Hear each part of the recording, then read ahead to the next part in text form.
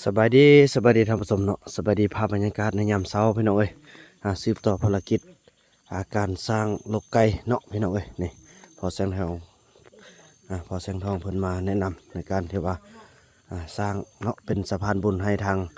ย่าแม่เจียวอนเนาะผมด้วยพอสติปบอลที่มาจากตระกูลยายไซบุญคำพี่น้องเอ้ยเนาะก็ถือว่าตอนนี้เคยไล่ผลกันหนึ่งเขาหนึ่งน้ำที่เรียบร้อยส่วนเบานูนนั้นก็ว่าบ่ฟังไปนอกออกไปนอกคุณไปช่วยเวียกเขาอยู่นอกคุณว่าไปจ้างเงินอยู่นี้ก็ได้เงินพี่น้อยได้เงินสำคัญแต่ว่าแล้วว่าเขาบ่ฟังย่าเนาะมีไอคูนอยู่แล้วแหละมันนี่ไอคูนเขาไอคูนโอ้คำฮูพี่น้อยไปมาไอคูนนี่ส้มกับที่ว่าอยากได้ห้อยอยากได้เหือนฮูทุกอย่างพี่น้อยไปบอกว่าไปจ้างผู้อื่นก็ได้เงินอยู่นี่ก็ได้เงินที่นี่เฮ็ดเฮากินอีกเราสลัดพี่น้อยเนาะนี่ไก่เฮากะสืบต่อตอนนี้พาโถพี่เสียมพี่ไอ้คุณอ่าไอ้เฟืองอันพาตัวนั้นมันพาตัวหน้าแล้วเนาะจะได้เอาเสียมเมื่อวานในทางอีพ่อมันซื้อเสียม3 ดวงไปหน่อยจะได้ใส่ดำแล้วก็จะได้เกี่ยมก้นคุ้มโอ้เห็นนี่นะเป็นอันนี้แท้รถนี้ออกมานี่แล้วก็มันออกบ่ได้เลยโอ้ขออย่าสู้ฝนตกเด้อมือวันที่27เนาะพี่น้องเนาะเป็นมือที่จัดงานขอนำอย่าสู้ให้ฝนตกเนาะในทางนั้นก็น้ำไม้เป็นที่เรียบร้อยละห้องนำกาบุมาปนินในสร้างแล้วได้กะจะทำมันแล้วภายในวันที่27นี่พี่น้องเนาะไปเอาเสียมก่อนพี่น้องโอเค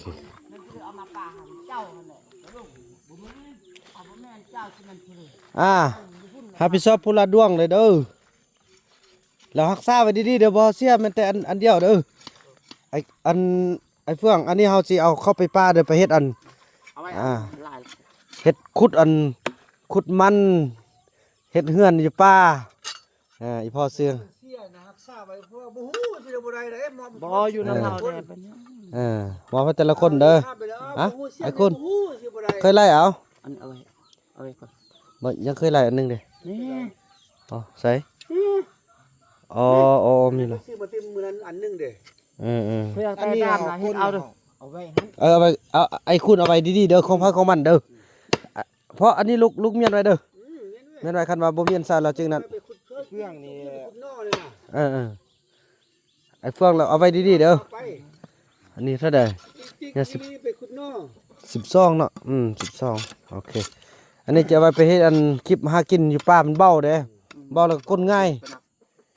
เบาแล้วก็ก้นง่ายอีก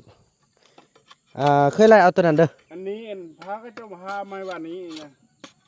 จะเอามาเมื่อวานนี้พระก็เจ้ามาหาไม้เฮ็ดตะไคร้นะเสื่องอันเมียอันนี้มันพาอยู่หั่นมันพาได้เฮาอ้าวอันดวงมันมีนกรมศิลา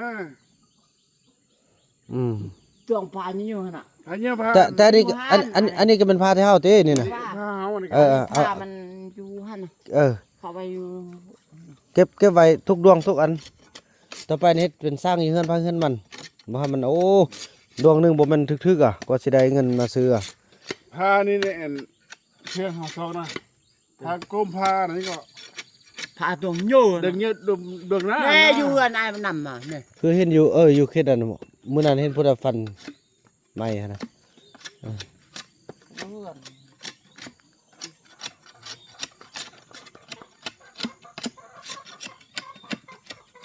โอ้ไก่เริ่มสิอยากไข่แล้วเด้นี่ป้าลูกสิฮ้อนั่นมาซะเลยเด้อพ่อเด้อฮ้ออันไปเลาะเบิ่งก็มีบางตัวน่ะเลาะเอาฟ้ามันแห้งนี่มันแห้งเข้าไปมันจะหอมที่สั่นเข้าไปแล้วมันช่วงไว้ให้ประตูมันเข้าไปเลยแหละมันเนี่ย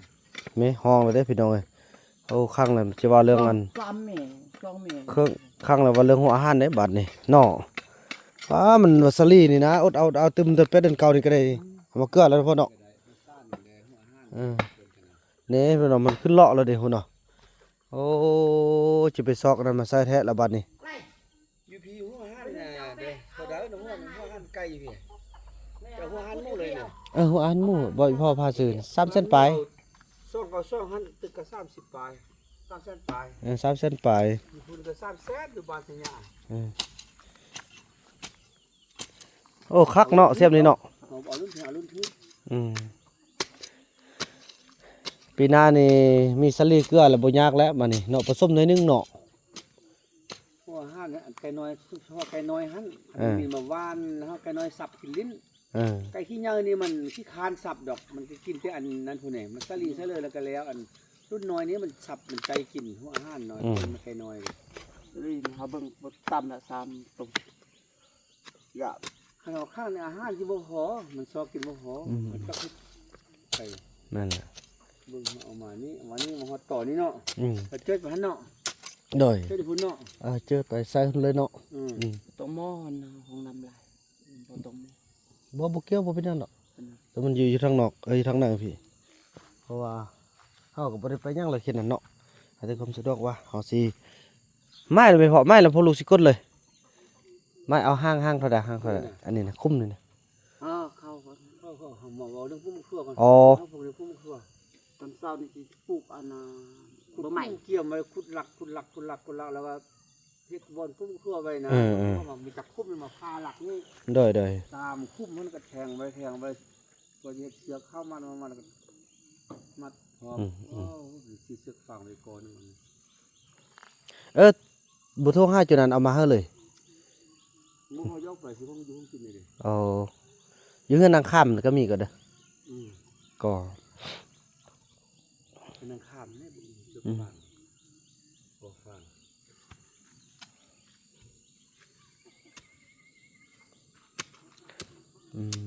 ไก่โอ้ไปหน่อยเนาะจังซั่นล่ะพี่น้องเตรียมพบกันต่อไปกินข้าวกินน้ำแล้วค่อยว่ากันเนาะพี่น้องเนาะถือว่าตอนนี้บ่าวบ่นำก็ได้จัดการเรื่องเสียมเนาะสำเร็จพี่น้องเอ้ยไปป่านนี้เขาสิได้ไปช่วยกันอันนี้เป็นเวียกตอนเช้าเลยเนาะ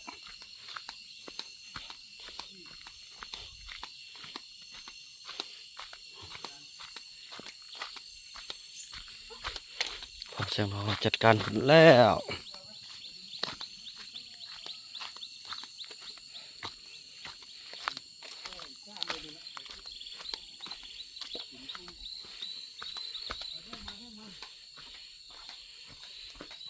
ตอนนี้เพิ่นปลูกเบียร์ใหม่ก่อน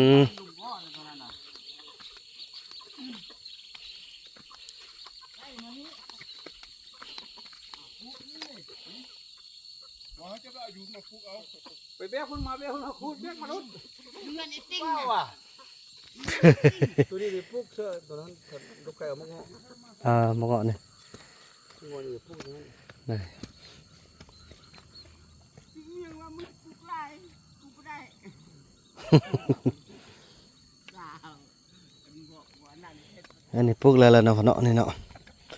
ป้าคันมีน้ำดีแล้วปลูกทุเรียนก็คือสิคักอยู่เนาะ ปลูกเถื่อนยากเบียร์แพงปลูกไปเฮาว่าบริโภค อืม ต้องใส่ซื้อไปหัน4เบียร์ ใส่มันใส่มัน ยากเนาะ เข้ามันงามจะมาปลูกเอาไปปลูกเดือนนึงก็ตายเลย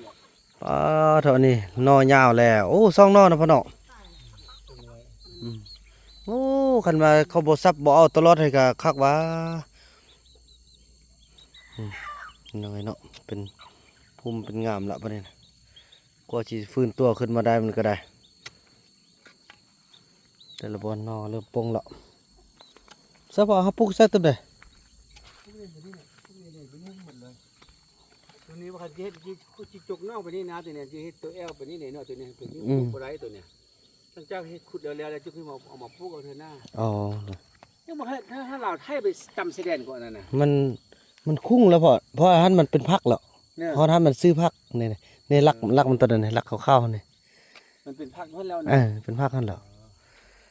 ตัวนี้นี่ตัวแอลตัวเต็มชนโคนมานี่ ตะกี้หุ่นน่ะดินไปฮอดกกนั่นหุ่นน่ะตะกี้นะว่าหั่น หลักมันพวกตัวนั้น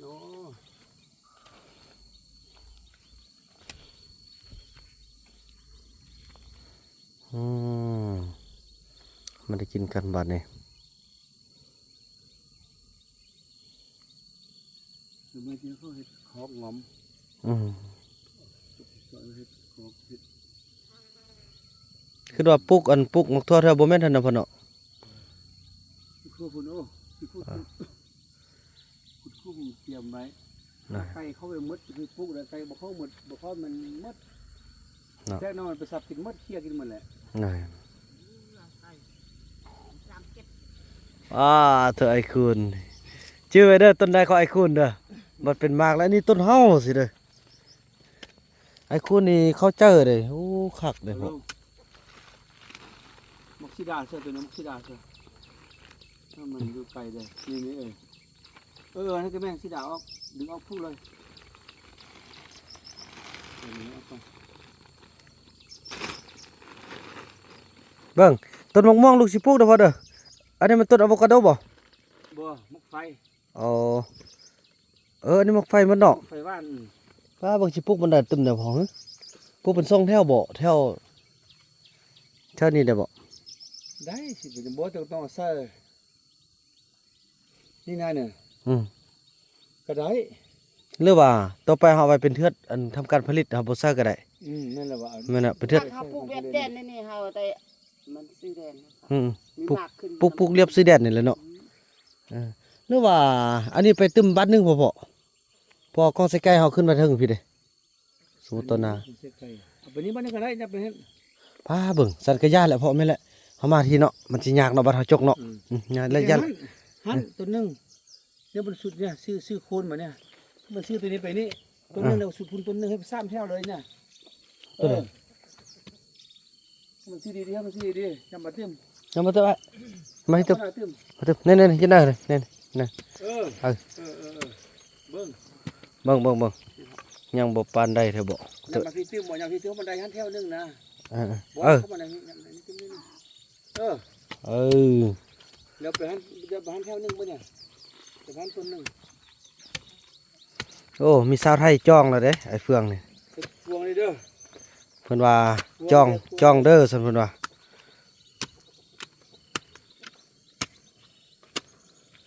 คำเฟือง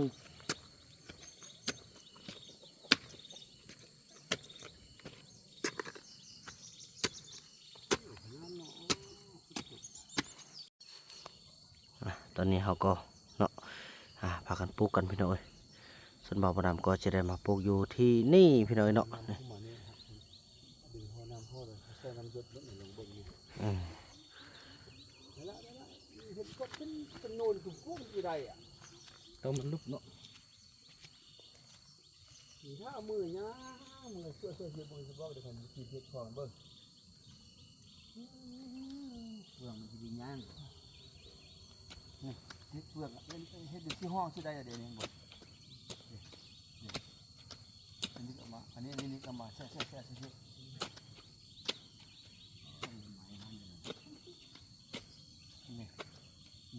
ี่ที่ดูพอยังเขามันไก่ซีนิดนึงเด้อสิโอ้ เสียบในคัก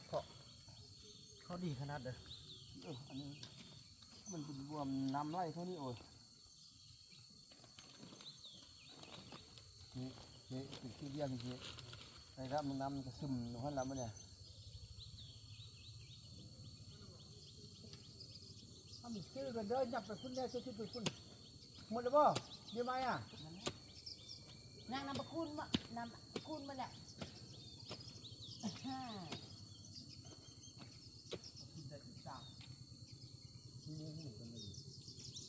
ป็นสุดห่วง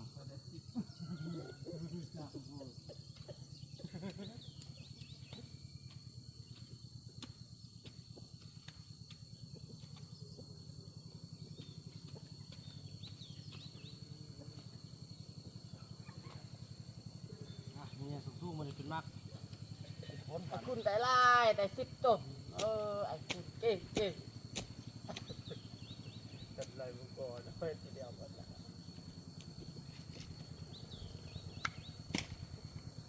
เป็นว่าอะไรเป็นว่าเสียมงานเด้อ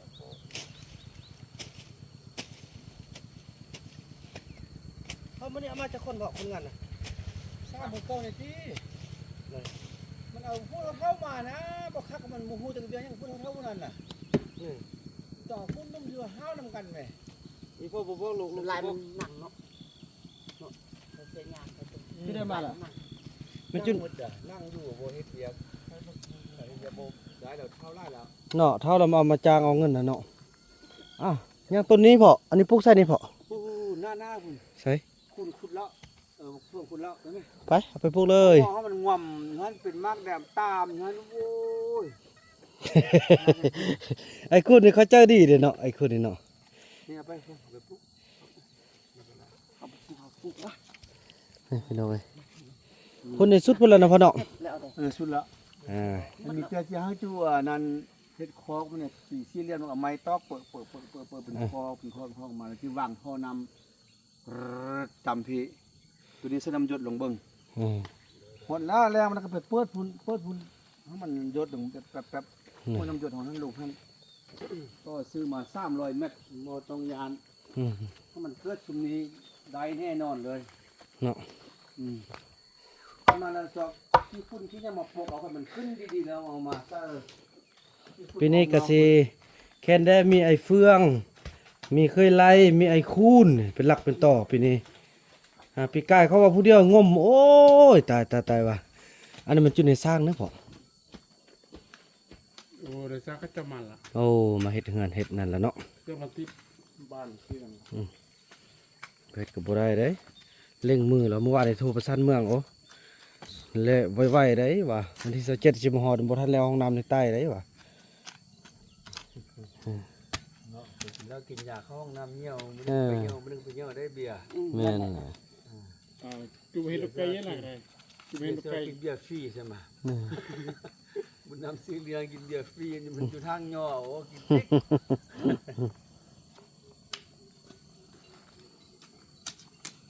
น้องนกผู้ใดโทรมาหาพายเด้ เรื่องนี้คิดแล้วไปหก ชื่อของพ่อของมันเด้อนี่ขอไอ้นำตัวนี้เด้อ ช่องมือตัวเอาน้ำรถต้นนี้ ของเฮา11ต้น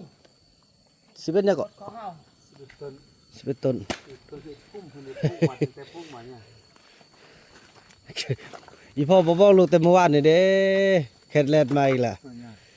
ทางทีมงานเขาเฮามาฮอดแล้วพี่น้อยนี่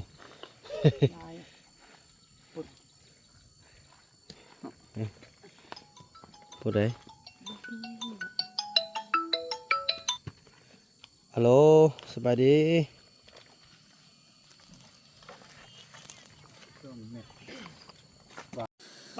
พี่น้องเอ้ยหลังจากที่พวกเราได้ปลูกอิหยังต่างเขาก็เอามาสืบต่อ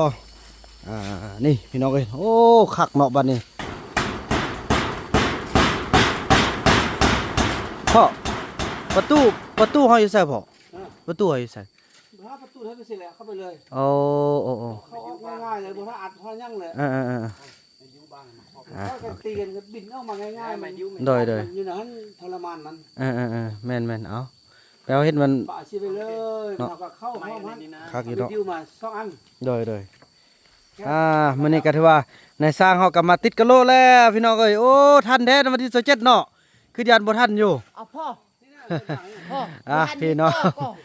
ถือว่าคลิปนี้บ่าวมันจะขออนุญาต ต่ออยู่สูงขนาดอยู่ จบคลิปกันเพียงส่ำนี้ก่อนพี่น้องเอ้ย ประตูขนาด แล้วพบกันใหม่ในคลิปต่อไปเนาะคลิปนี้บ่าวมันขอกล่าวคำว่า ปุ้นขนาด สบายดี อยู่เต็มซ้ำสี่ก่อน